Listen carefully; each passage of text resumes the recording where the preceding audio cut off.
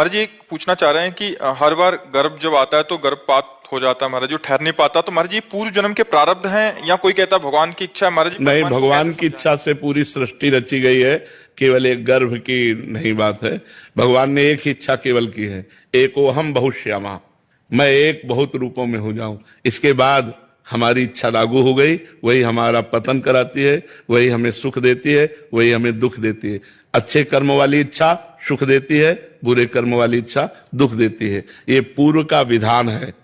जैसे मान लो आपका तो गर्भ स्रवित हो जाता है, गर्भ टिकता नहीं है, लेकिन गंगा मैया का तो गर्भ से प्रकट हुए बालकों को गंगा में फेंक देना पूर्व विधान। जानती हैं कि ये अष्ट वसु हैं, इनमें सबको हमें मुक्त करना है, तो जहां प्रकट होते तो गंगा में फेंक देती जाके। आठवें वसु जो भीष्म जी के रूप में विराजमान है, उस समय महाराज शांतनु ने कहा तू कौन है? ऐसी मां तो मैंने सृष्टि में नहीं देखी जो अपने नवजात शिशु को जल की धारा में फेंक दे। तो उन्होंने कहा हमने कहा था आप प्रश्न मत करना, लेकिन आपने प्रश्न किया तो मैं देवी गंगा हूं। कांप गए कि पत्नी के रूप में मां भगवती गंगा देवी, बस वो अब नहीं टिकूंगी, और अंतर ध्यान हो गई पुत्र को लेकर। वही पुत्र महारथी अतिरथियों के वीरों के वीर भीष्म पितामह जी हुए।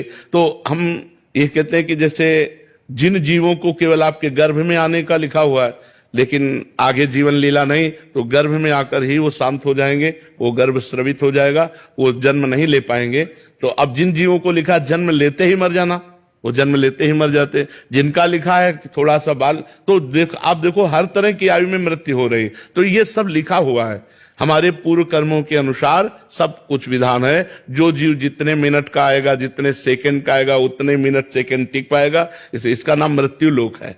तो इसमें हमें भगवान की आराधना करनी चाहिए और अपने पूर्व प्रारब्ध को नष्ट करके नए भाग्य की रचना करनी चाहिए। भगवान की आराधना से, भगवान के सुमिरन से, नाम जप से हम बहुत बड़े बड़े पापों को नष्ट कर सकते हैं, और पाप नष्ट हो गए तो गर्भ रह जाएगा। एक परिवार 18-20 साल उनको ब्याह किए हो गए और संतान नहीं होती थी, लेकिन उन्होंने छोड़ा नहीं। दंडवती परिक्रमा लगाना, सत्संग में आना, भजन करना, वो लगे रहे।